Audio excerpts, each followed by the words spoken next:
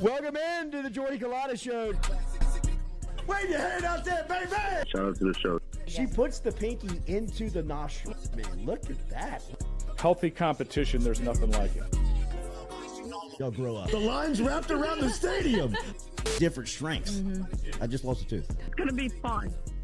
You know, we might have a story. I love what you're doing. Ogeron wants to take us fishing this afternoon. Sharif, you play for the bad boys of the SEC, man. We don't apologize to anybody. A lot of people are saying you're going to be wearing number 7. I don't really know. I want to. He look crazy, Bill.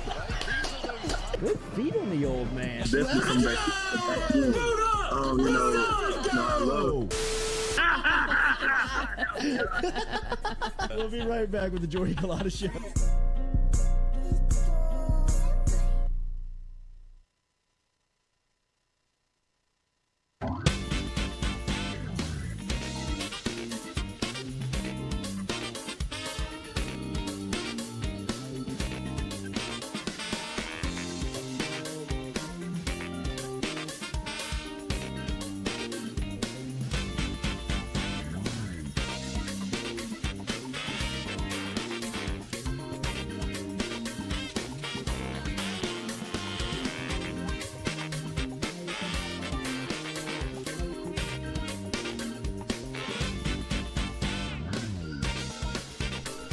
Welcome into a Thursday edition of the Jordy Culotta Show. As always, brought to you by our friends over at RMB Builders. Get in touch with Rhett and the crew at rmb-builders.com, rmb-builders.com, or you can always find them on Instagram at RMB Builders, as we are brought to you daily by those guys. Make sure and give us a like, share, comment, if you don't mind, as we start here on this Thursday. Our phone lines, as always, brought to you by our friends over at Southern Regional Medical Center, formerly Metropolitan Health Group, with the same great services, great people that you can find. Get in touch with them, Charles Harvey and Jason Ramazan over at Southern Regional Medical Center. Remember, Mr. Fun and Jason Ramazan put together a trip to Vegas and to Orlando. Orlando for the opener of LSU and Florida State. That will be, of course, on the opening weekend of college football. If you are looking to be in Orlando that weekend and want to travel with the Tigers, you can get in touch with Mr. Fun's Travel and fly over with first class airfare, transportation to and from airport to hotel, hotel to game, game back to hotel, and then to the airport. They can give you some tickets as well, get you some tickets as well if you want to get in touch with them over at Mr. Fun's Travel. All right, lots to get to here on this Thursday morning. Katie is here. Hey. Lloyd is already on the road. He's headed to Omaha. They have started. Is he in a car or a the plane? 20-hour trek. Ugh. He is in a car with 3 other people on a way to a bachelor party.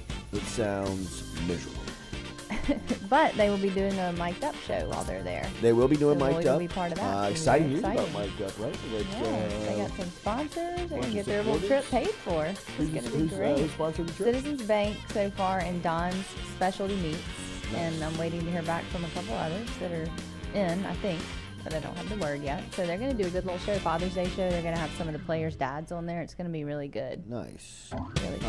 Obviously, it is Omaha weekend, the opening weekend of Omaha. Games get going tomorrow for the first round. LSU will be on the field on Saturday for the primetime matchup between the Tigers and Tennessee, a rematch of an earlier regular season game or series between the Tigers and Volunteers that, as we said, remember, that had the box packed, man. I mean, that was a weekend that everybody was out in support of LSU to really see the number 1 team in the country go up against a really tough opponent in Tennessee. Tennessee, since then, has really found their stride. They're really one of the hottest teams coming in watching them play in the regional over in Charlottesville and in the super regional over in Hattiesburg. They got into some really close games that they made it out of, and really kind of feeling themselves heading to Omaha. Do you remember how many runs Paul Skeens allowed in the Tennessee LSU series? Was it 1? One run on 5 hits in 7 innings against the Tony V. It was I remember we were there that night, man. It was a hell of an atmosphere. Skeens was on, obviously, and he was fired up. I would expect the same really mentality from him coming up here on Saturday. One thing to watch here, and look, I hate this rule. I hate what's going on with governing the game of baseball. I mean, it's become, over the last 2 years, it has become legitimately like the no fun league. I mean, the way that they have enacted some of these rules and regulations on celebrations and people showing emotion has been a little too far. In fact, going back to that Charlottesville regional in Virginia, where Virginia was playing Tennessee, Clemson was playing Tennessee. Clemson had one of their best players thrown out of the game in like the ninth inning for something that he said running off the field after a big out. I mean, it's stuff like that where you're like, are you going out of your way trying to throw and excuse some of the best players of the game? That's not what the fans want.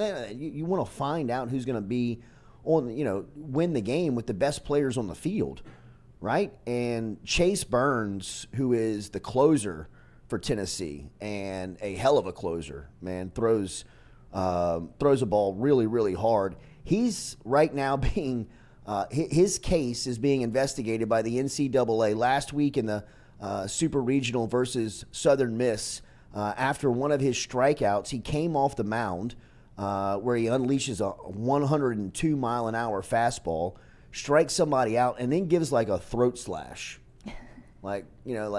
which has, really kind of been thrown out of all sports, right? Yeah. We've seen like that kind of be, but I don't know if I didn't know if the TVs caught it. It was a story that kind of popped up like Wednesday of this week, Tuesday of this week, where, like he did he kind of came off the mound. He did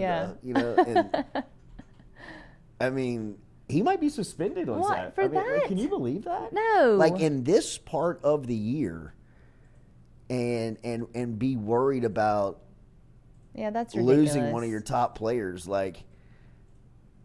So he could be suspended going into this game? right now.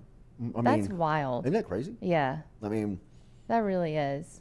It's gone almost too far. Oh, you've got it, Stewie. I want to see it. I think I remember hearing about this guy's pitching speed, but I didn't hear about the throat slash.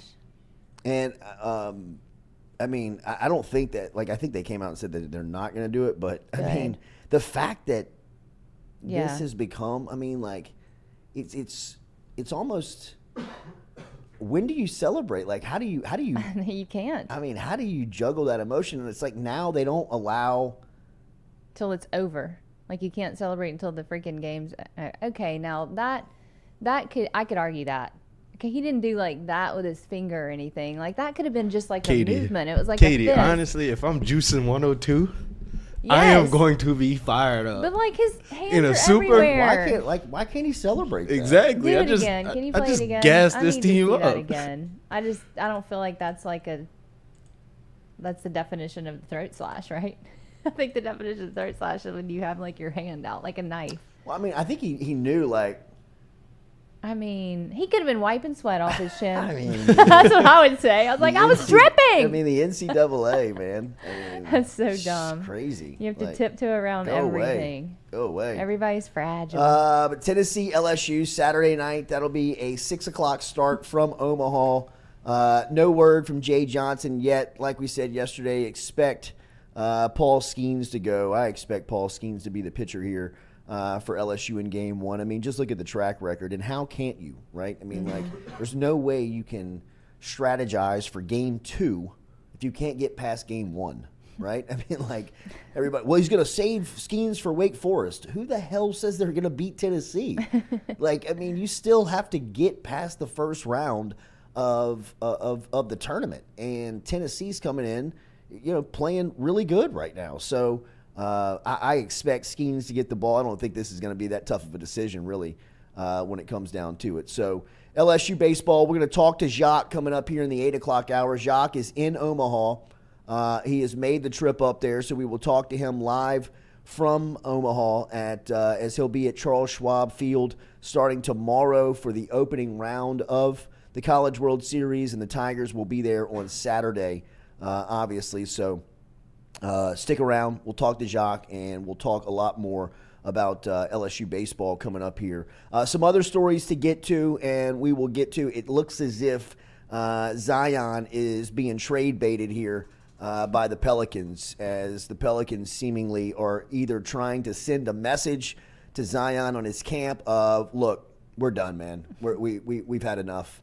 You either tighten up or we're going to deal you, or they are legitimately shopping him. And I think it really is the latter. I think they're legitimately shopping Zion to see what they can't get in return for him. And I think that there's some teams, obviously, that are paying attention. There's some words of the Pelicans being very aggressive in the draft and wanting to move up to grab some of the one of the top prospects in Scoot Henderson.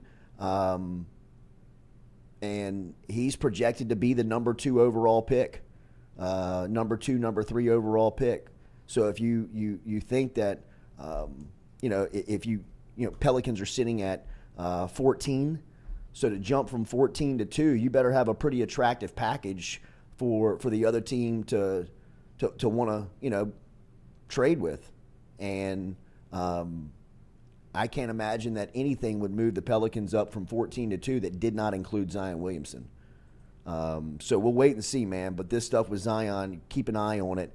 It looks as if the Pelicans are legitimately shopping him, or they're trying to send a real message to him in this offseason that if you don't tighten up, it's over. I hope that's all they're doing. A year into this extension, or this is actually the first year of the franchise of the max player extension that he signed, goes into effect this season. He may not even play a second for the Pelicans under that contract. So we'll wait and see there. The other big story, obviously, was that the SEC announced the 2024 football schedule last night. No dates, just the teams for 2024. And look, a lot of people are reacting to the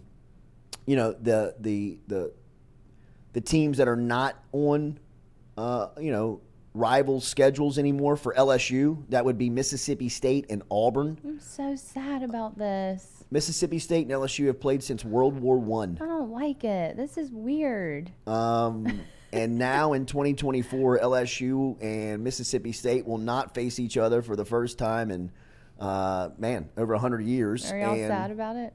Not much. Go Dak. Go Dak. And they will also not play Auburn.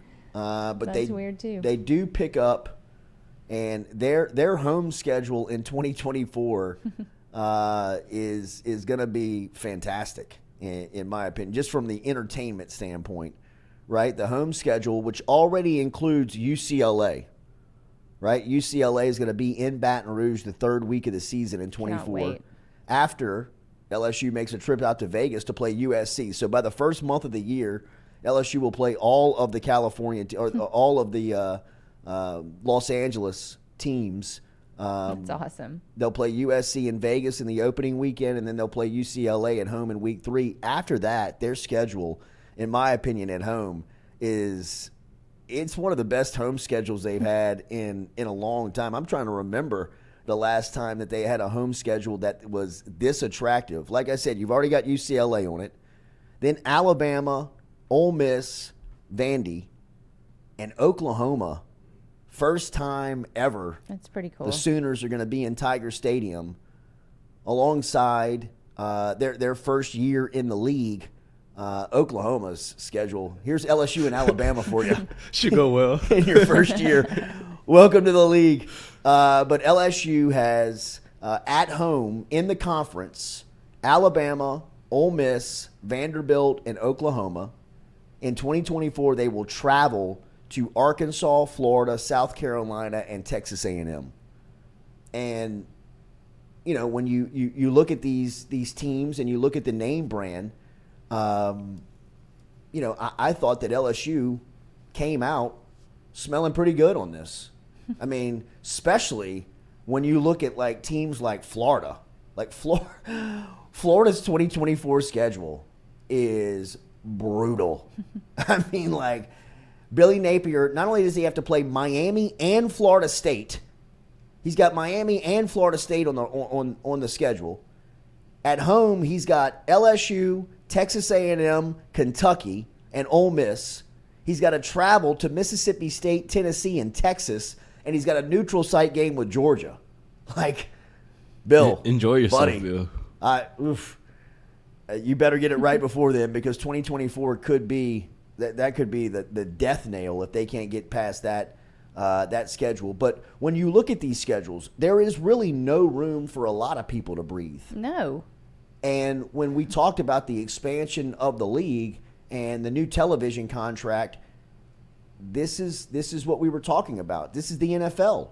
They've taken the NFL scheduling model and have now put it into play in the biggest conferences in college football. And, you know, obviously the biggest being the Southeastern Conference. When you look up and you add Texas and Oklahoma to, you know, the already Auburn, LSU's, Alabama, Georgia, and Florida's of the world, right? You're going to look up at people's schedule and be like, my God, I mean, there's nowhere to hide on this schedule. And that's kind of the intent. That's the point of expansion. That's the point of new television deals, is being able to put a product on the field every single weekend that people are drawn to, that advertisers want to spend their money on, that ratings are always soaring through the roof. And think about where the SEC has been without Texas and Oklahoma, without expansion, right? I mean, it's been the heavyweight of the sport for a decade plus. And now adding brands like the Longhorns and the Sooners to the league is only going to elevate it that much more. So, who were LSU's non-conference opponents that year? Nichols in South Alabama. Aren't there usually more non-conference Nichols, games? UCLA, USC, and South Alabama. Nichols, UCLA, USC, and South Alabama. Mm-hmm. Okay.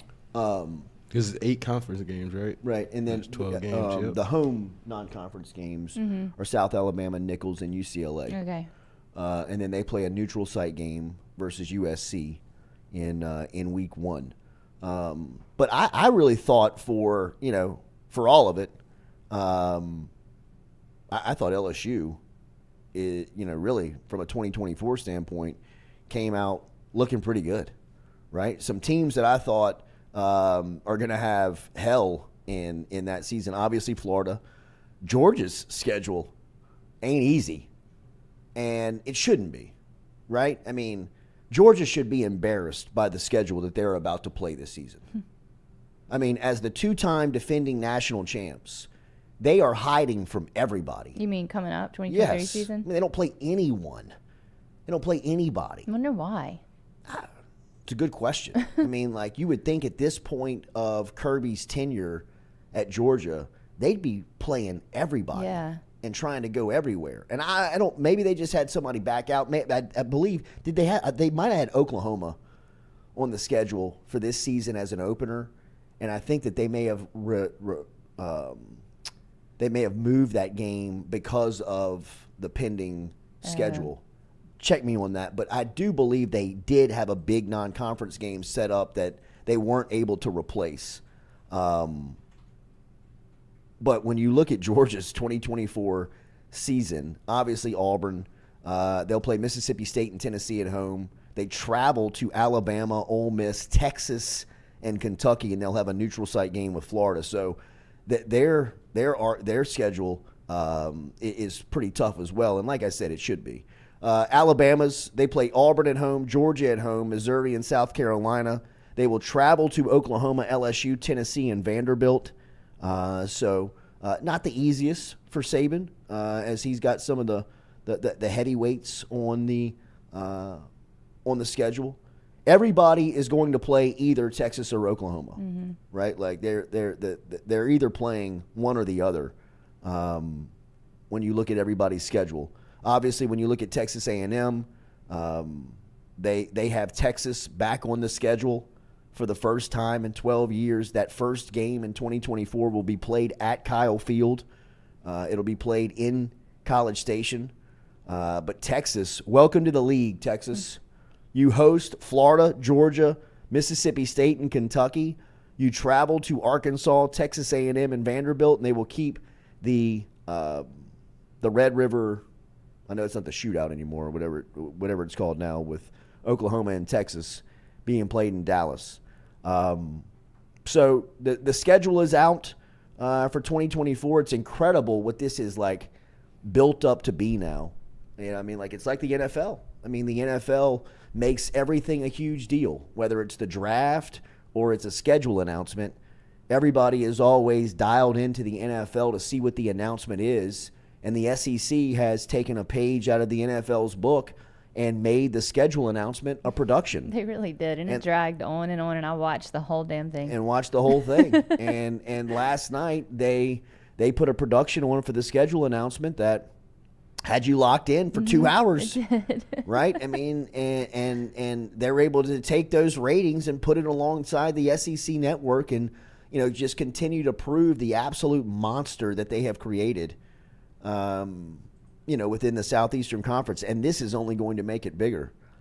You know, playing bigger games, playing more competitive games, having more real estate on television.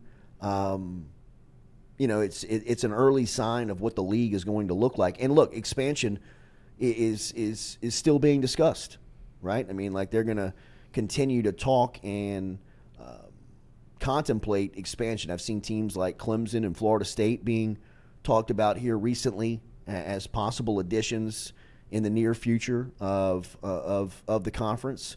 So it's not going to show any signs of slowing down. It's only going to pick up speed and probably grow bigger. No bets for us in 2024. What's that? We won't have anything to bet on. You and I. Yeah. No game. Golly, it's been a long time since LSU and Mississippi State have Yeah, not it's really played, weird. man. But, you know, I mean, these are some of the casualties of, you know, of expansion and television contracts. And, you know, I mean, it's the traditionalist versus the non-traditionalist, right? I mean, it's kind of old school versus new school. It's growth, you know, over comfort. I mean, really, I mean, it's the ability to expand the brand. And, you know, the discussion started when this began at SEC Media Days a couple of years ago on what was going to change. And, you know, one of the fallouts was going to be rivalries, right? And at some point, I still think that, you know, rivalries may be in jeopardy because of you know, the potential of a 9-game schedule on the horizon. You know, more expansion coming to the league with more teams. I think that, you know, I mean, you lose Auburn and Mississippi State this season, you know, you could look up in a couple of years and be without Ole Miss or Alabama, right? I mean, two of the other built-in rivals to LSU. But that's just kind of the way of the world for college sports now, right? I mean, we were talking to some college executives yesterday on a project that we're trying to do, and you know, recognizing just how much the landscape has changed in all the discussions, right, of how different business was tended to on college campuses just 2 years ago to where it is now. I mean, it's a totally different model. It's a totally different feel to it. So it's here, man. The schedule announcement yesterday for the 2024 season, you get an idea of what the league is going to look like with Texas and Oklahoma now in the league. Remember Daily, we're brought to you by Katie's Restaurant. It was great to be over at Katie's yesterday. Stopped in and met with our friends over at Ochsner. Scotty Saylor and the crew from Ochsner were in there and talking about a partnership that we're going to be forming in August over here on the Culotta Show. Looking forward to that. We broke bread and talked shop over at Katie's. What'd you eat? I got a burger. Was it good? Yesterday. It was great. Yeah. It was fantastic. Just went with a burger. Okay. Katie'sInMidCity.com. Saw Scott, Craig, and the crew. They sat us upstairs yesterday. Don't forget about the upstairs over at Katie's. You walk in there and you just see the first floor bar and restaurant. You forget they got extra seating upstairs so they can sit your big party if you're going in there. You might want to call ahead. The person that was in front of me when we showed up had a lunchtime reservation, or had put a name down for a lunchtime table. So if you want to call ahead, you can always log online and figure out all the information at katiesinmidcity.com. katiesinmidcity.com is where you can find them, as always, serving up the best cuisine around in New Orleans. Great menu selections like St. Louis-style pizza, great lunch specials. Find out for yourself online at katiesinmidcity.com, katiesinmidcity.com.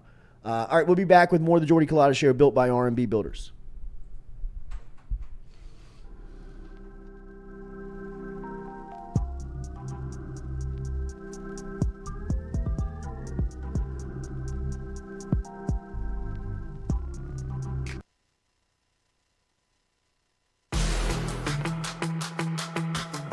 Donaldsonville Glass and Body, the trusted name in frame, body, and automotive paint repair since 1977. They have served their customers for over 45 years. You can find them online at dgbauto.com or stop in and see them Railroad Avenue and Division Street out in Donaldsonville, Louisiana. Look, they can help you with your insurance claims. They can make the repair process as stress-free as possible. I'm speaking from experience here. I've got numerous windshields, body repair, all done by Kenny and the crew over at Donaldsonville Glass and Body. They are, without question, the most well-equipped shop in the area. Stop in and see them today. Shop them online, dgbauto.com, or stop in and see the crew over in Division Street in Donaldsonville, Louisiana. Donaldsonville Glass and Body.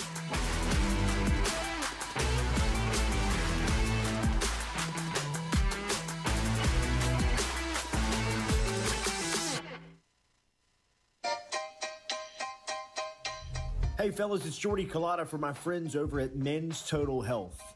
Guys, do you suffer from fatigue, decreased libido, erectile dysfunction, weight gain or loss of muscle mass, signs of depression, anxiety, hair loss, mental fog, general loss of interest?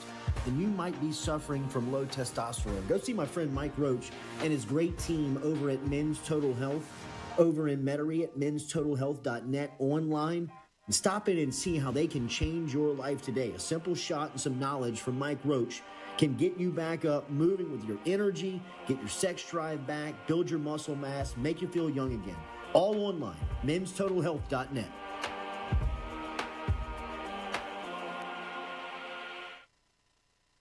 Red Stick Sports, a local staple in Baton Rouge to all sports fans, was founded back in 1981 and has remained a family business for over 40 years. Today, they still have the great selection on the floor, but they're also a leader in custom apparel for businesses, sports teams, and other groups. Take it from us, everybody over here at FM Digital Media. They help us out with all of our apparel. Let them help you out today. Go ask for Cody over at Red Stick Sports. Check him out online at redsticksports.biz.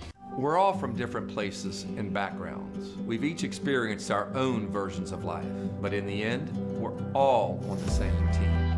I'm part of that team, along with these players in purple and gold. Kayshawn Buddha, Malik Neighbors, Miles Frazier, Kyron Lacy, Greg Brooks. Whether on the field or in the courtroom, your team matters. So join our team. Make a difference. Bet. Let's get it done. The Jordy Culotta Show is brought to you by A-Bears Lawn Maintenance. Commercial or residential, A-Bears Lawn Maintenance is ready to work. A-Bears can tackle all your homeowners association requirements. Call Blake at 225-485-8022. A-Bears Lawn Maintenance.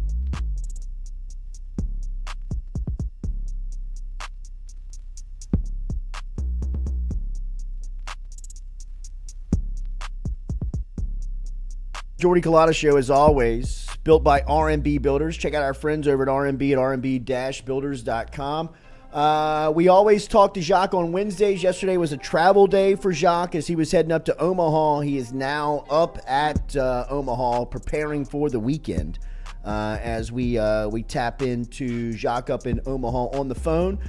Jacques, good morning. How are you? Good morning, Jordy. I'm looking out over the Missouri River. I'm in Council Bluffs, which is technically Iowa, but right across the river there, you can see the buildings in downtown Omaha. And so, yeah, made the trip yesterday and looking forward to hopefully staying here a long time. It's good to be back from an LSU standpoint, obviously, since 2017, Jacques. But what have you felt around the city of them having LSU back? The locals have got to be fired up that the Tigers are en route. Yeah, just a few people I interacted with yesterday, like the Uber driver. He asked me where I was from, what I was here for, and I told him, and he said, "Oh, that's great. Everybody here in Omaha wants LSU to come, just because they're great for business. They're great for fun. They make the event fun."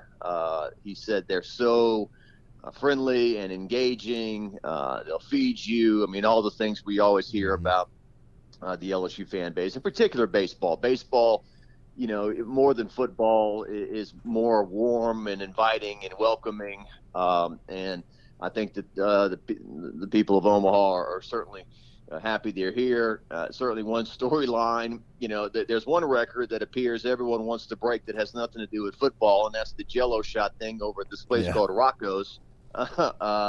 This pizza joint or whatever, in which Ole Miss had 18,339, I think it was, last year. So that'll be a story, journalism, Jordy, that I'll have to tackle while I'm here and see if LSU breaks that record. Jacques breaking all the hard-hitting stories from up in Omaha for the next 2 weeks. You could feel that Jay Johnson had a pressure to take this program to Omaha, right? Whether it was in the post-game press conference in Hattiesburg last year after being bounced out of the regionals, or really throughout this season, just talking about the emphasis of taking his team back. Did you get a feel of now that they've stamped their ticket, maybe what Jay Johnson feels about his crew coming up? You know, I'm glad you asked that question, because I'll ask for you also. I mean, I felt like when he came and met with the media, I guess that was Monday or Tuesday, I almost felt like he looked 5 years younger. I agree. Like he was so like refreshed, like he had finally slept maybe for the first time in a long time. And they are all saying that, look, the ultimate goal is not achieved. We haven't done everything we need to do. But I have talked to a couple people that kind of feel like, you know, maybe now to an extent they're kind of playing with house money, or they're kind of, you know, can relax a little bit more for the fact that the team has made it to Omaha. That they've made it to the College World Series, and with this roster and the amount of talent, and I just read about the 3 All-Americans on the team, and possibly the first 2 picks in the Major League Draft with Cruz and Skeens, that for this team to not escape a regional, especially when a regional and a super regional, especially when you're hosting, you know, that would have been a major, major disappointment. So, you know, you come to Omaha, even if you lose your 2 games, and I don't think they will, or hopefully they won't, but you're still here for 4 or 5 days no matter what. So that gives them a lot of time to enjoy this experience, and for some of them it will be a once-in-a-lifetime experience. Baseball season's such a long ride, right? 56 regular season games. You got 3 weeks of postseason play before you get to the national tournament. And now it's 2 weeks of the national tournament if you can make it all the way through. Do you feel as if LSU is playing their best again? It kind of feels like they have found their stride to where they were the first 7 weeks of the season, where they were undoubtedly the best team in the country. Yeah, I think there's a lot to what Jay Johnson says about when you play in the SEC, you're going to get beat up and you're going to get punched in the mouth and certainly I think it was, you know, entering the NCAA tournament, they were 5-7 in their last 12 games against SEC competition. Now, he also pointed out that there were certainly a couple of instances in the SEC tournament that he did things he would normally not do. Paul Skeens would not come out of that game if they were in the NCAA tournament or any other time. Ty Floyd wouldn't have come out that early. But they did apparently have a team meeting, the proverbial team meeting, the pivotal point in your ESPN 30 for 30, where we get everyone together and air things out. And so apparently, the guy said, look, we're not playing our best baseball. We're not doing everything we need to do. Dylan Cruz went through a stretch in which he proved he was human. I think he was 10 for 46 from the plate at one point. So, I think that they definitely struggled. I think the low point was that Sunday game against Mississippi State, in which they had a 9-run lead and they lost it and they lost the game. That was like, oh my goodness, how far can this team go? But when you're not playing SEC, well, you played a Kentucky team from the SEC in the Super Regional, but with the crowd and everything, you were able to move on. So and I think the pitching too. I mean, I think there was some great things written in the Advocate and by Cokie Riley in the Lafayette paper about how well the pitching has really rounded into shape, and they're pitching less people, right? I mean, I think they've kind of found their core of guys that they think they can count on, and it's all coming into form. And so, that was an interesting weekend last weekend, Jordy. Around 7-8 o'clock at night on Saturday, I don't think many people were in a great mood after not playing that game in the daytime and all that, and then on Sunday night everything's hunky-dory. So, Paul Skeens, no doubt on game one, right? From your point of view. Yeah, I don't see how he breaks that. Jay Johnson goes with somebody else. I think you got to do that. I mean, certainly you could say, well, can we beat somebody? Can we beat Tennessee with Thatcher Hurd or Ty Floyd and team him up with somebody else and save Skeens for Wake Forest? I just don't think you can do that. I think they'll probably go with Skeens in game one. But certainly, maybe LSU's run to Omaha was definitely not easy, but it wasn't that taxing. But now that they're here, their bracket is pretty difficult. Yeah, so for sure. I mean, when you look at that side of the bracket, it feels like that's the best 4 teams in the country right now, with Wake Forest, LSU, Tennessee. I guess not Stanford.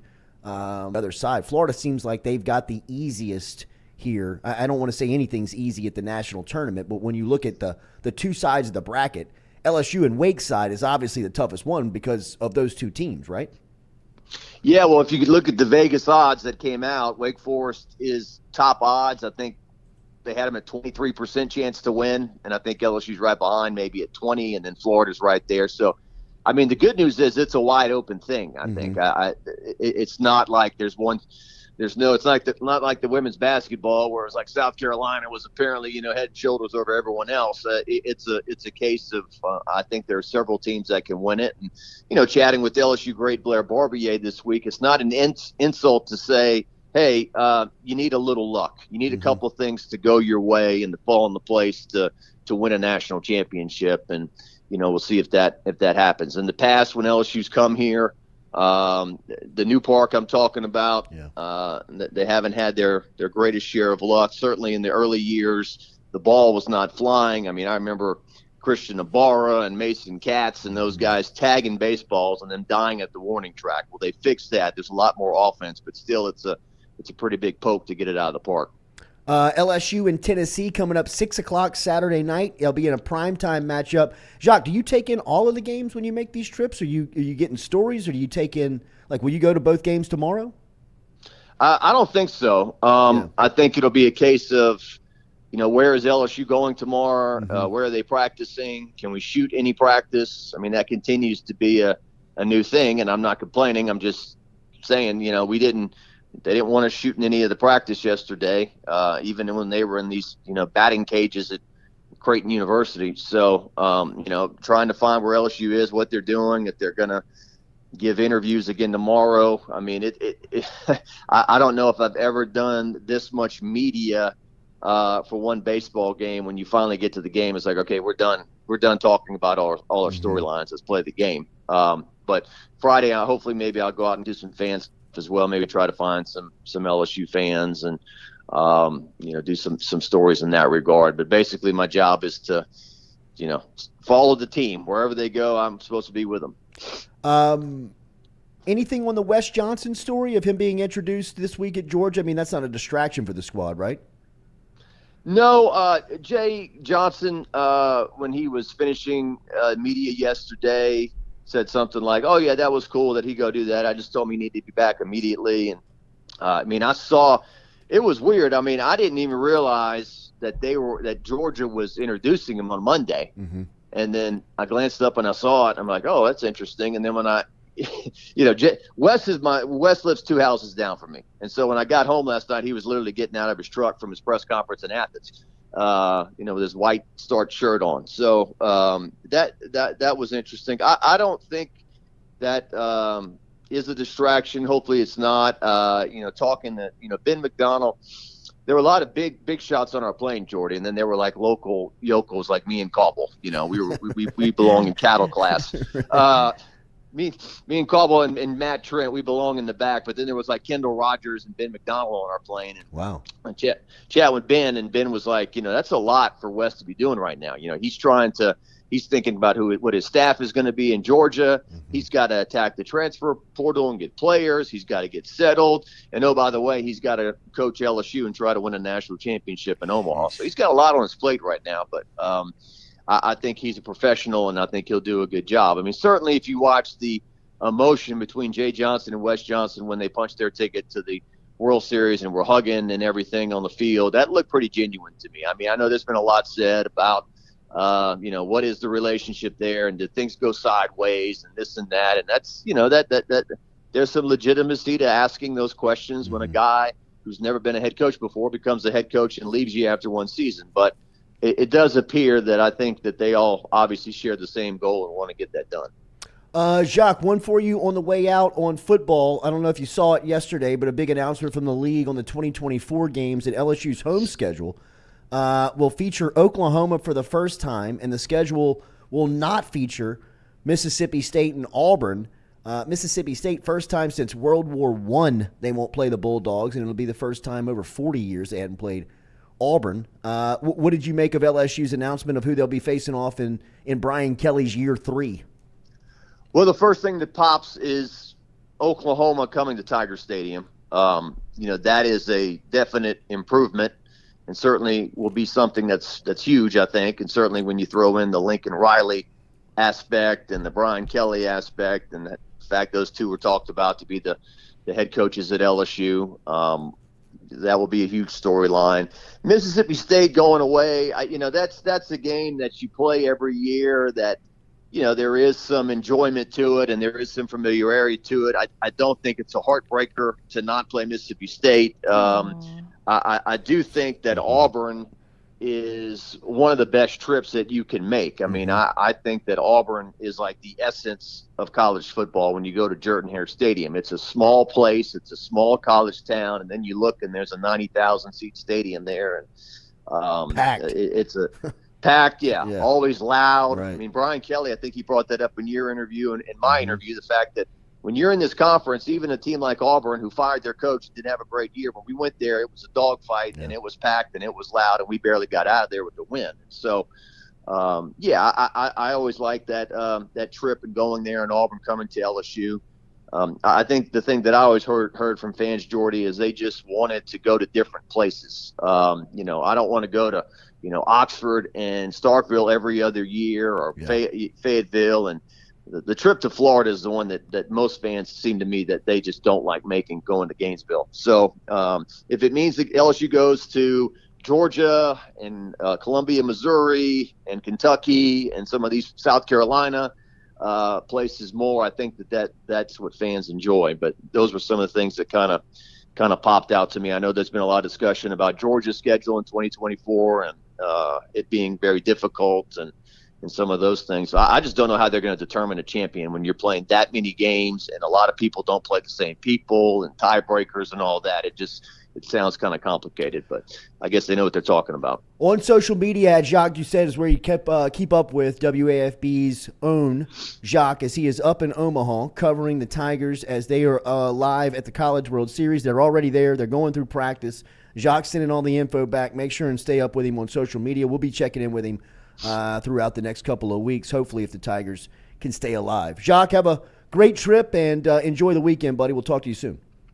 Yeah, thanks for having me. We'll have a lot of good stuff today. They're going to take their College World Series team photo. They're going to have an open practice at the stadium and a lot of media. So just be keeping up with us, and we'll get it all to you. Follow him on Twitter to keep up with it. Thanks, Jacques. All right. Thanks, Jordy. All right, man. There he is, Jacques, checking in from Omaha this morning. As you'll get the best coverage around with Jacques up there, as he'll be all over LSU. He'll be bringing you the lifestyle stories from things that's happening away from the game and practices, the fans traveling up, the locals in Omaha, and what it means to have LSU back, and, of course, the team. Jacques will be on top of covering the Tigers for the next couple of days. That Wes Johnson story is a little weird, and it is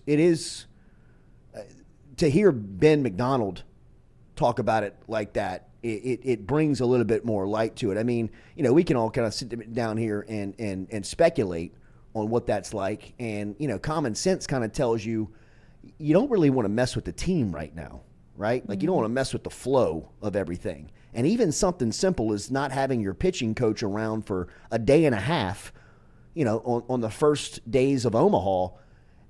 I'm not saying that it's a distraction that everybody's like, man, what are we going to do? But it's what you want at this time of the year is just so much consistency, right? Like, you just want a flat line of consistency. You don't want any ripples. You don't want any bubbles of, things that can throw you off track.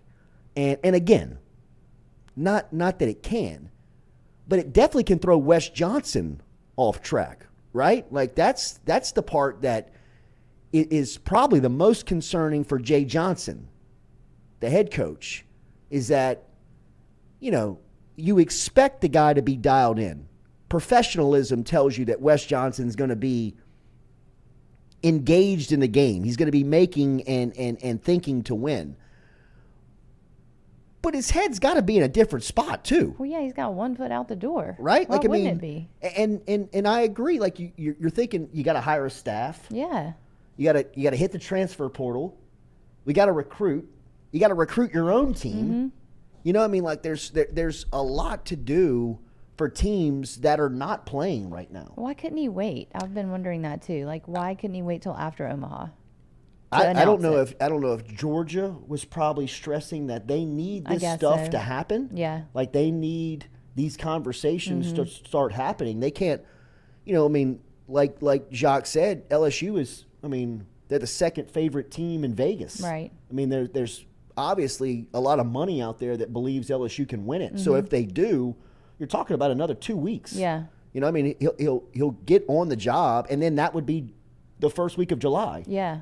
The first week of July is July 4th. Nobody's working. I know. Right? So now we're into the middle of July, and he's probably thinking, we hadn't even hired a pitching coach yet. We hadn't even hired an assistant yet. So I see Georgia's side. Yeah, for sure. Also, if I'm LSU, though, I see the side of, hey, man, you can have that press conference on Zoom, but you're not missing his flight. Yeah, that's how I feel about it. Yeah. It's if they're pressing you to get this done, then maybe you can have an informal press conference, and then once the season's over, you can fly up there and put your suit on and put the hat on and take the pictures and do all the stuff. Obviously, that was not an option. Right. Right? That did not play out. And when I saw him being introduced earlier this week, obviously LSU was still in Baton Rouge. They were still, around town. But it was like, man, now? I know. Like, right now? You cannot deny that his head is not 100% in this. Well, I just don't know how it can't could be. It can't be. Yeah. Not when you're moving to another job and you're taking care of business over there. It can't be. And I would be a little miffed if I was Jay Johnson, honestly. I think he probably is. Yeah. I would, in this, I'm speculating. I don't know that, but Jay Johnson, the guy is psychotic. Yeah, I know. Jacques right. Monday, he was different. Like, that interview with Mikey and crew on Monday, as good as that interview is every single week, and it is fantastic every week. Monday, that was different. Yeah. He was more relaxed. Right. You could just see, like, he had almost kind of the weight of the world off of his shoulders. He was smiling. You know what I mean? He was kind of like, he was he was much more relaxed. Yeah. And, I don't think that the goal for this team is to make it to Omaha. I just think that Jay Johnson put a lot of stress on his own plate of getting the program back. Right. I mean, he did. If he would have missed the tournament with Dylan Cruz 2 seasons in a row, that would haunt. Yeah. That would be haunting. Mm-hmm. I mean, forget Skeens, forget Tommy Tanks and Trey Morgan and all these cats that he's got. I mean, you could tell last season that Dylan Cruz not going to Omaha, it seemed like it affected Jay Johnson more than it affected Cruz. I mean, I'm sure, but Cruz he's not as vocal or emotional. That's why last week when he was on the base path, like flexing his shirt, and I mean, that's why people were like, "Oh my God, you've never seen this." I know. But Jay Johnson wears his heart on his sleeve. Like, when he's in a bad mood or he's in a good mood. And I love that. Me too.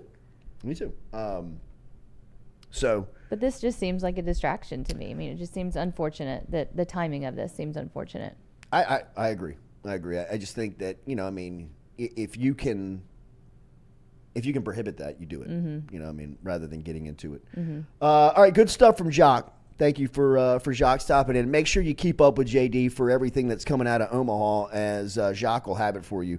His LSU back on the field today and practicing and getting ready for Saturday. I wouldn't expect any images or videos if they're shutting down that yesterday.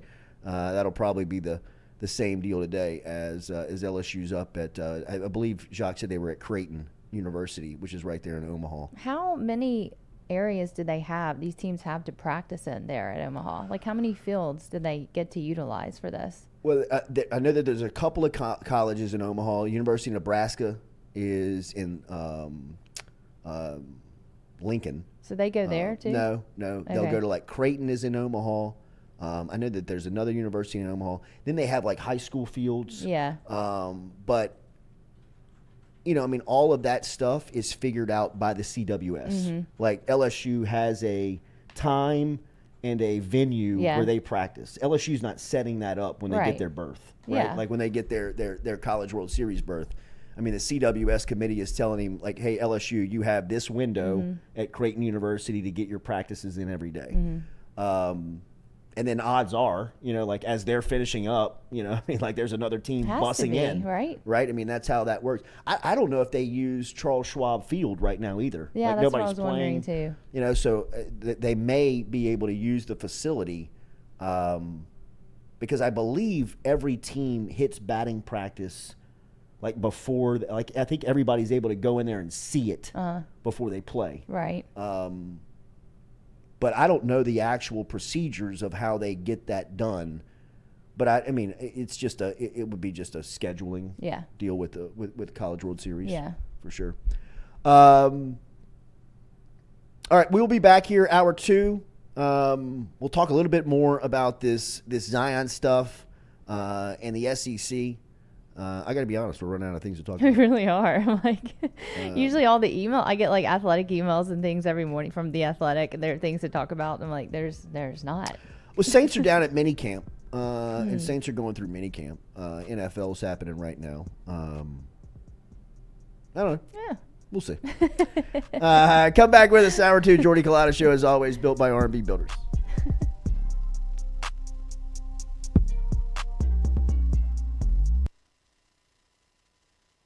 In a wreck, Gordon McKernan Injury Attorneys is ready to go to work for you. Come meet your team. I'm your intake specialist. I coordinate your case and connect you with your attorney and paralegal. That's us, your legal team. Thanks. And we'll fight to get you every dollar you deserve. I'm your settlements and disbursement manager, and I'm here to get you paid on time. I'm attorney Gordon McKernan. Put our team to work today. Just call us. Get it done. Are you looking for sound financial advice? Then get in touch with Daniel Newman of Edward Jones. You can call him today at 225-261-8262 or email him daniel.newman@edwardjones.com. If you're planning for retirement, saving for college, for children or grandchildren, or just looking for sound investment opportunities, get in touch with Daniel today, 225-261-8262, located on Magnolia Square Drive in Central. Daniel Newman of Edward Jones.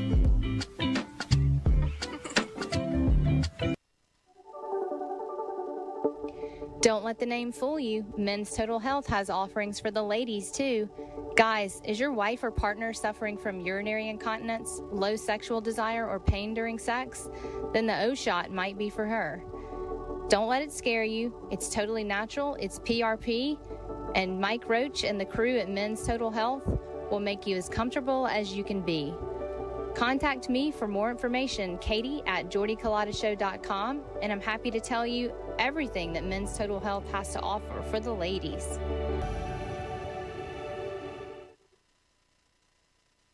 Hey Tiger fans, when you're traveling through Natchez, Mississippi, make sure to visit Tom and Wright Granning at Go-Mart and On The Go Deli, where you can fill up your tank and your belly.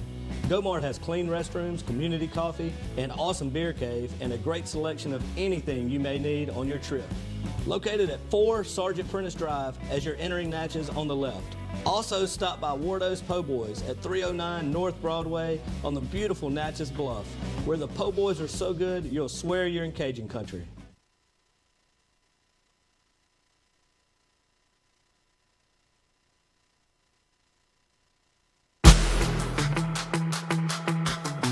Donaldsonville Glass and Body, the trusted name in frame, body, and automotive paint repair since 1977. They have served their customers for over 45 years. You can find them online at dgbauto.com or stop in and see them Railroad Avenue and Division Street out in Donaldsonville, Louisiana. Look, they can help you with your insurance claims. They can make the repair process as stress-free as possible. I'm speaking from experience here. I've got numerous windshields, body repair, all done by Kenny and the crew over at Donaldsonville Glass and Body. They are, without question, the most well-equipped shop in the area. Stop in and see them today.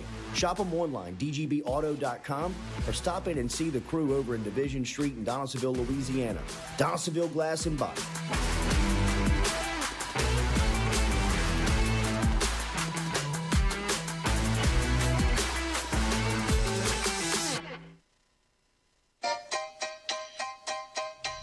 Hey fellas, it's Jordy Culotta for my friends over at Men's Total Health. Guys, do you suffer from fatigue, decreased libido, erectile dysfunction, weight gain or loss of muscle mass, signs of depression, anxiety, hair loss, mental fog, general loss of interest? Then you might be suffering from low testosterone. Go see my friend Mike Roach and his great team over at Men's Total Health, over in Metairie at menstotalhealth.net online. And stop in and see how they can change your life today. A simple shot and some knowledge from Mike Roach can get you back up, moving with your energy, get your sex drive back, build your muscle mass, make you feel young again. All online, menstotalhealth.net.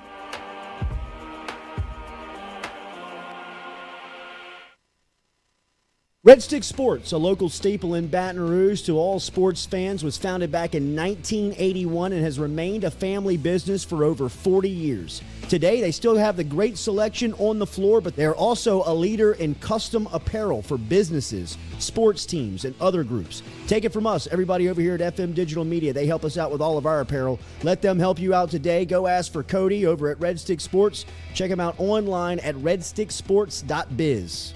We're all from different places and backgrounds. We've each experienced our own versions of life, but in the end, we're all on the same team. I'm part of that team, along with these players in purple and gold. Kayshawn Buddha, Malik Neighbors, Miles Frazier, Kyron Lacey, Greg Brooks. Whether on the field or in the courtroom, your team matters. So join our team. Make a difference. Bet. Let's get it done. The Jordy Culotta Show is brought to you by A-Bears Lawn Maintenance. Commercial or residential, A-Bears Lawn Maintenance is ready to work. A-Bears can tackle all your homeowners association requirements. Call Blake at 225-485-8022. A-Bears Lawn Maintenance.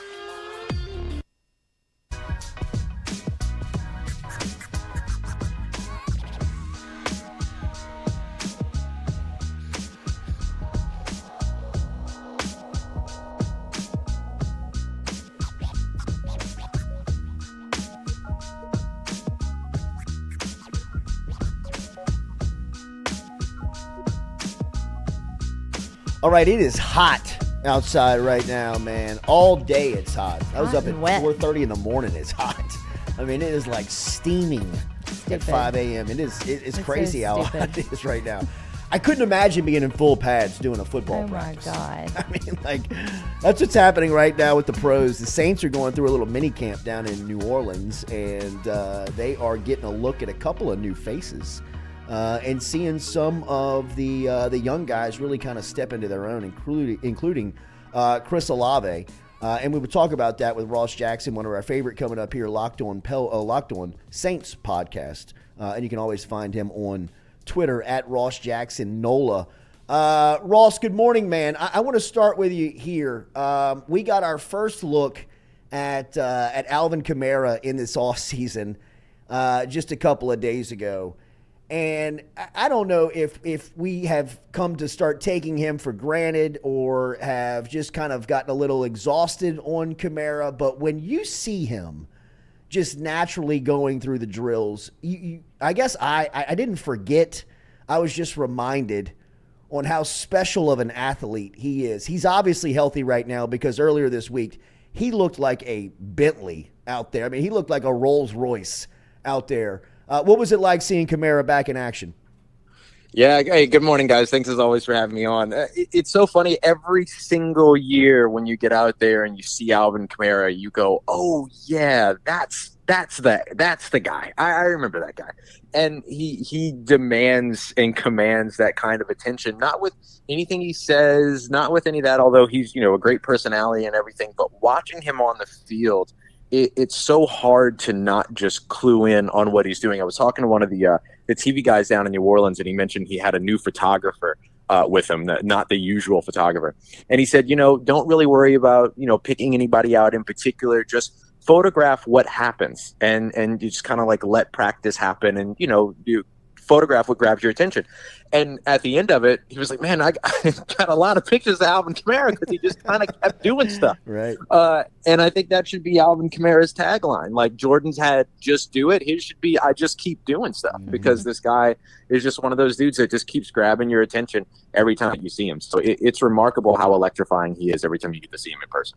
Saints doing some work this week. They got a couple of people in on some free agent visits, including a center, Billy Price, who was down earlier this week. What are the areas of concern here as they still try to bolster up this roster for 2023? Yeah, I got to say, I look at this roster and I think that there are the more clear needs. I think linebackers is still a spot that makes sense to continue to address. Wide receivers a spot that makes sense to continue to address. You see that they continue to do that. Just in terms of depth and things like that, what happens if you get beyond your top three guys? Kind of those types of things. Veteran edge rusher makes sense, but I love the tryout for Billy Price. And center is kind of one of these underrated position groups that I keep pounding the table for, that I think the Saints should look at investing in, because year after year, they go into the beginning of the season without a true backup center. And so what happens is that if a center gets injured, it's affecting two places on their offensive line. Because let's say, Eric McCoy needs to be spelled for a play. What does that mean? That means that Cesar Ruiz moves to center, and so somebody else has to plug in at right guard. So you have two changes in the offensive line for one issue.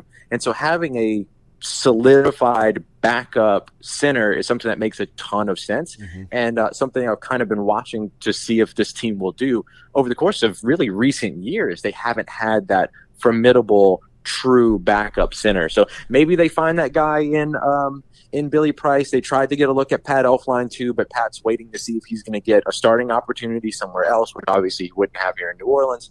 And so maybe that is a position that they're looking at now and saying, okay, really have to invest there. They kind of did it last year with Nick Martin, but he kind of ended up on the practice squad and kind of in that group, never really got any opportunities, and even still wasn't the guy that was called upon when they needed help at center. So hopefully they'll find somebody to be that sort of immediate backup to Eric McCoy. So that's probably my favorite of the tryouts that they had this week, even though it's not a sexy position at center.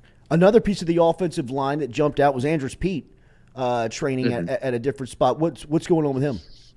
Yeah, I think, just moving him and getting an idea of where he's going to be. I mean, this is a guy that effectively took a pay cut and is now in a contract year. And so the more spots where he's able to contribute, kind of the better news for him. And he's got a little bit of a leg ahead right now because he came out during mandatory minicamp while rookie out of the fourth round of this year's draft, Nick Saldiveri, who was somebody that we expect the Saints are going to give a legitimate look at either of those guard positions throughout training camp.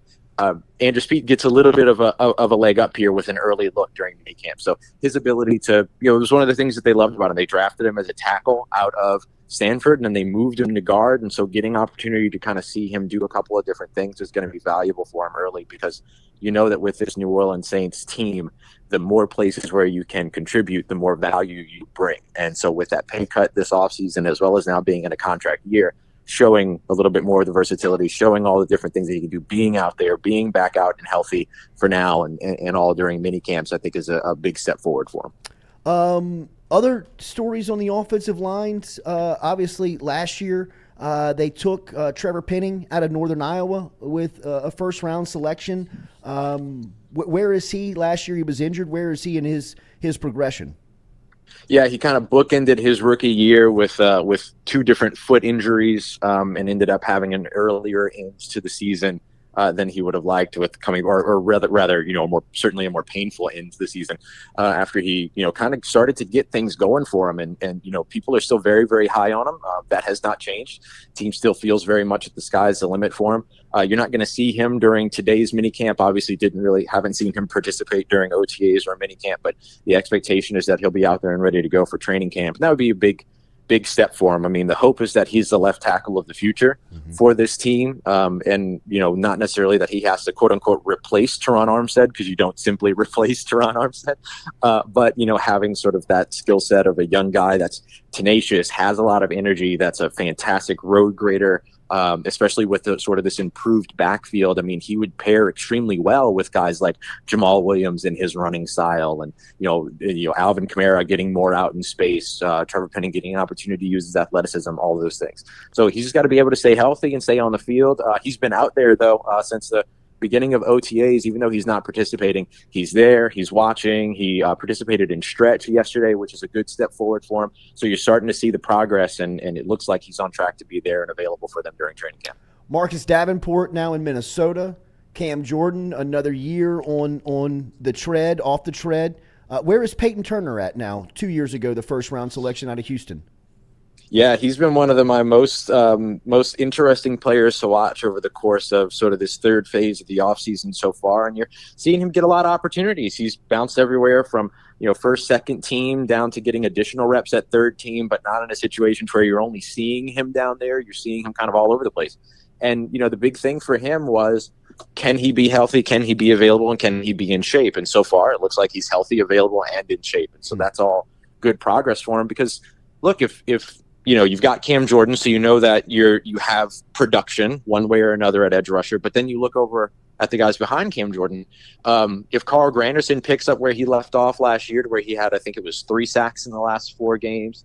If Isaiah Foskey is as disruptive as we expect him to be, even just as a situational rusher to begin with, but then if Peyton Turner also turns that corner, then all of a sudden you've got a really, really good attack of edge rushers there. I think the Saints could still use maybe a veteran guy, a guy that's played, a few hundred snaps or so, in their career or whatever, just to kind of have another one of those veteran guys. I really like Yannick Ngakoue, who's had, I think it's 8 sacks in every single season of his career so far. And some of those might be in-game situations, but hey, you don't complain about where those numbers come from. You just get those numbers, and that's what Yannick Ngakoue does. So I think he could be an interesting one to potentially keep an eye out on, to see if he potentially gets added here. But I do think that, if Peyton Turner helps to kind of turn that corner a little bit, that ends up being a huge impact for the edge rusher position for New Orleans. Ross, more on the defensive line. No position were they more aggressive, right, in this offseason. Their first 2 draft selections were used on defensive linemen.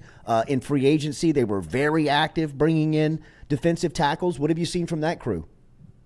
Yeah, I mean, I think that's probably one of the more exciting groups I've gotten to watch as well, just from a, so many new faces standpoint. I mean, Colin Saunders continues to be, super explosive, kind of defying his size. You look at him and you think of him more as a little bit more of a run plugger in terms of his physique, but then you watch his footwork, you watch his burst off the line of scrimmage, and you can see what it is that maybe allows him to be able to contribute greater as potentially as a pass rusher, just being a disruptive player. Nathan Shepard is very, very quick, really highly athletic, just kind of snaps off the ball. I mean, he was a guy that was top 10 in the NFL last year in pass rush win rate, which is a metric that Pro Football Focus uses to kind of measure how many times or how often a guy can win in one-on-one situations as a pass rusher. He was top 10 in the NFL at defensive tackle, about 16 spots above David Onyemata, the guy that he's replacing. By the way, Colin Saunders was 30 spots above Shai Tuttle in that same metric.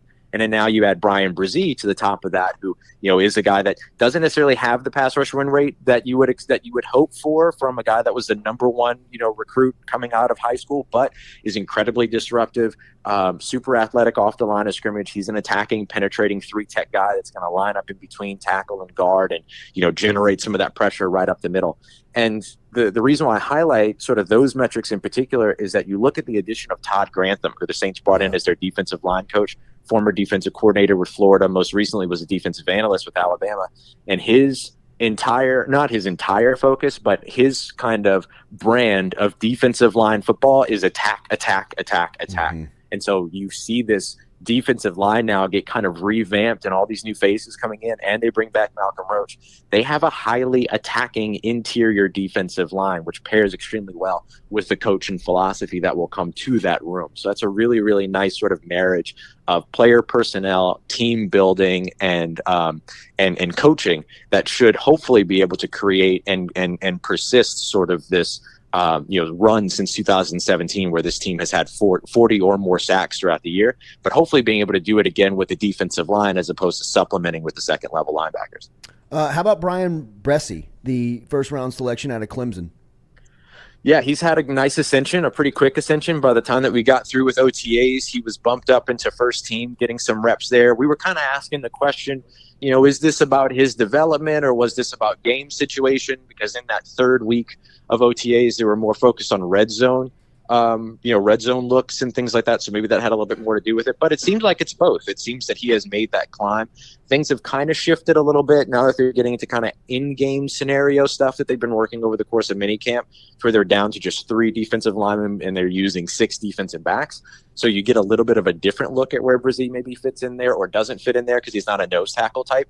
But when we do see him out on the field, and as we get to see him out on the field more and more consistently during training camp, he's looked impressive. He looks healthy. He looks quick. He looks fast. He has all those qualities that you want to see from him. You just want to see if he's going to be able to be a guy that you can rely on first and second down as well as a run stopper. But that's going to take some time to figure out because you're not going to find that out during phase 3 of the offseason. Chris Olave looks incredible, Ross. Man, let me tell you. Holy cow. I mean, did you have an idea he would look this good in year 2? You hoped. I mean, certainly after, such an electrifying year 1, which included him missing time, right? Mm-hmm. I mean, he had the one, injury that he dealt with later on in the season. He had the concussion that he suffered on a touchdown catch against the Seattle Seahawks.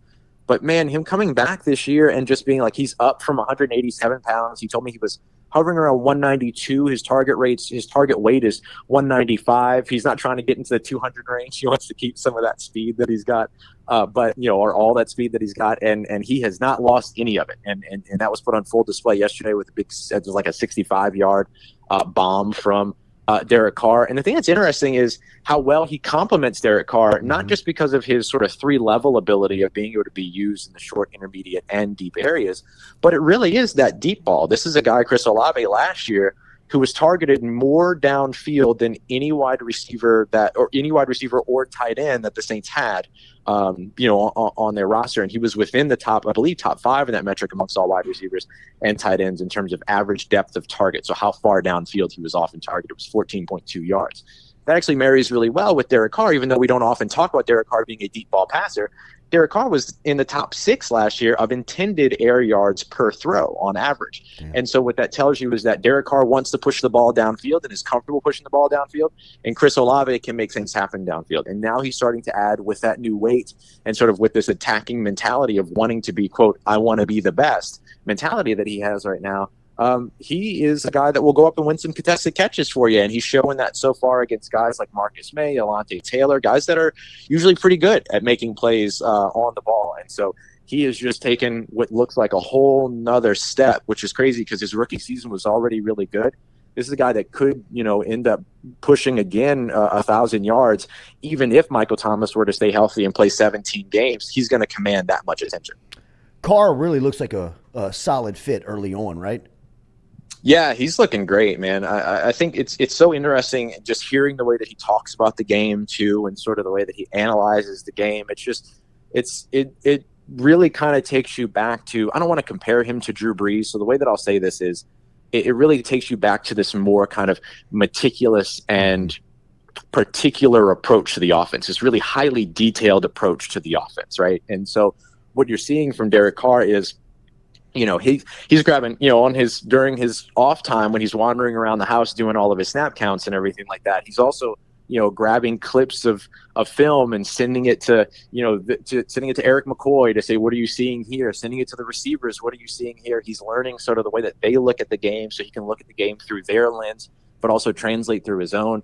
The protection calls are back in the hands of the quarterback, which is the way that this New Orleans Saints offense was kind of architected to run once Drew Brees took over those responsibilities.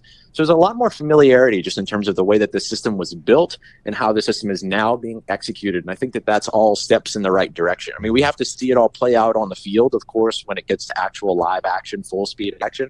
But so far, what we've seen throughout the offseason feels reminiscent of a New Orleans Saints offense that I think they were a little bit more comfortable with than the sort of downfield stretch type stuff that they've been trying to pull off the last couple of years. Last one, I'll get you out of here. How's our boy the Badger looking? Year 2. Say that one more time, sorry. Tyrann Mathieu, the Honey Badger. Tyrann Mathieu. Oh, yeah. I think between him and Marcus May, it's interesting. Like, those guys barely got to be on the field together at all last season. Remember, the Saints had an intended starting 5 with the 2 of them, Bradley Roby in the slot, Marshawn Lattimore, and Paulson Adebo outside. And those 5 guys never played a single snap together in 2022. So getting Tyrann Mathieu and Marcus May, I'll fold him in too, back for a second year. Those 2 guys have really clicked with one another. They have really started to work together, or not started to work together, but they've continued to work together. And there's a real bond growing between those 2 guys. And that's important downfield because you have to be able to see the field together. You guys have to be able to see the same thing, just like a quarterback and receiver have to see the same thing. And so what you're seeing from Tyrann Mathieu is just greater comfort within the system. The playmaker that he is and that he's always been throughout his career. He's the one guy that was outside of Daniel Sorensen that was able to get interceptions for this team last year. And, he's hoping for 6 this season. I mean, he's just in this sort of zone to where he is clearly feeling a lot more comfortable in this New Orleans Saints defense, ready to go for a second year, playing for his hometown team. And so far, so good in terms of what he looks like in terms of his fit with this New Orleans Saints defense. It is a must listen if you are a Saints fan. It's daily content that is fantastic, man. It is awesome over at the Locked On Saints podcast. Easy to keep up with all the info that Ross is putting out. Just follow him on Twitter at Ross Jackson Nola. He's also a senior writer for the Saints News, SI Now, and Fans Nation. He's all over the place, man. Look him up on LockedOnSaints.com or check him out on Twitter at Ross Jackson Nola. He'll be checking in with us throughout the offseason, and obviously we'll be dialed into him weekly when the season pops up. Ross, thanks as always, man. We'll talk soon. Hey, guys, no problem. Appreciate you having me on, buddy. Y'all take care, stay safe, and I'll talk to you here soon. Yes, sir. There he is, Ross Jackson, checking in from New Orleans this morning. Make sure and check him out at Locked On Saints podcast. Great information, so dialed in, great relationships over there in New Orleans, bringing us up to speed of what's happening with the black and gold. So make sure and keep up with Ross wherever you get your sports news or wherever you get your Saints news from at Locked On Saints podcast. All right, LSU picked up a big wide receiver recruit yesterday, a local. We'll tell you all about it and keep the show moving here. Compliments of RMB Builders when we get back here. Jordy Culotta Show, rmb-builders.com.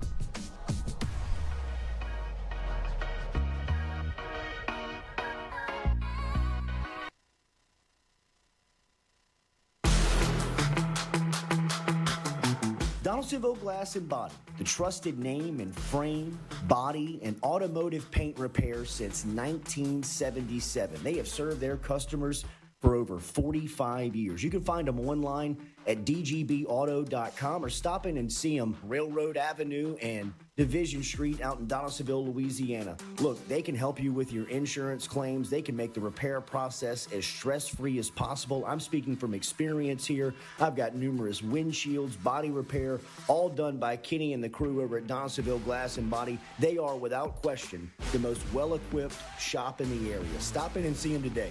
Shop them online, dgbauto.com, or stop in and see the crew over in Division Street in Donaldsonville, Louisiana. Donaldsonville Glass and Body.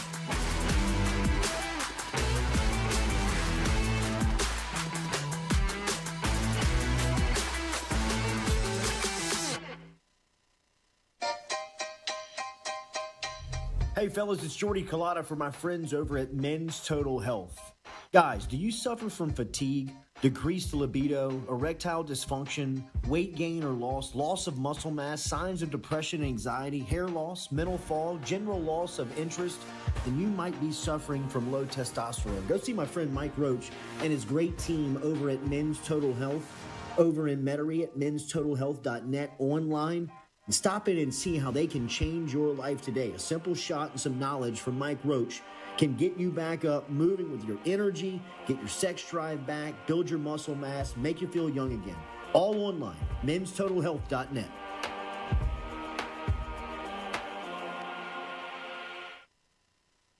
Red Stick Sports, a local staple in Baton Rouge to all sports fans, was founded back in 1981 and has remained a family business for over 40 years. Today, they still have the great selection on the floor, but they're also a leader in custom apparel for businesses, sports teams, and other groups. Take it from us, everybody over here at FM Digital Media. They help us out with all of our apparel. Let them help you out today. Go ask for Cody over at Red Stick Sports. Check him out online at redsticksports.biz. We're all from different places and backgrounds. We've each experienced our own versions of life, but in the end, we're all on the same team. I'm part of that team, along with these players in purple and gold. Kayshawn Buddha, Malik Neighbors, Miles Frazier, Kyron Lacey, Greg Brooks. Whether on the field or in the courtroom, your team matters. So join our team. Make a difference. Bet. Let's get it done. The Jordy Culotta Show is brought to you by A-Bears Lawn Maintenance. Commercial or residential, A-Bears Lawn Maintenance is ready to work.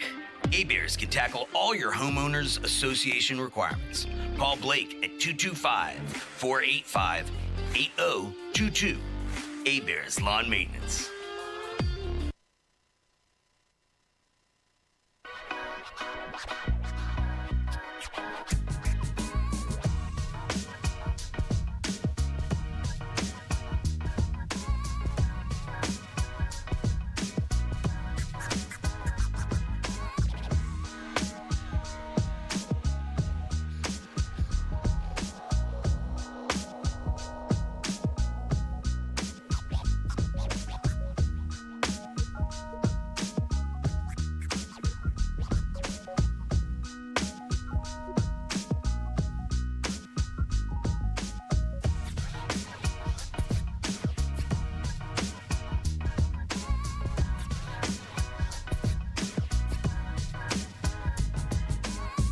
All right, welcome back here. Jordy Culotta Show, as always, built by RMB Builders. Get in touch with our friends over there at rmb-builders.com. Don't forget about our friends over at Southern Regional Medical Center, Charlie Harvey, Jason Ramazan, and the crew.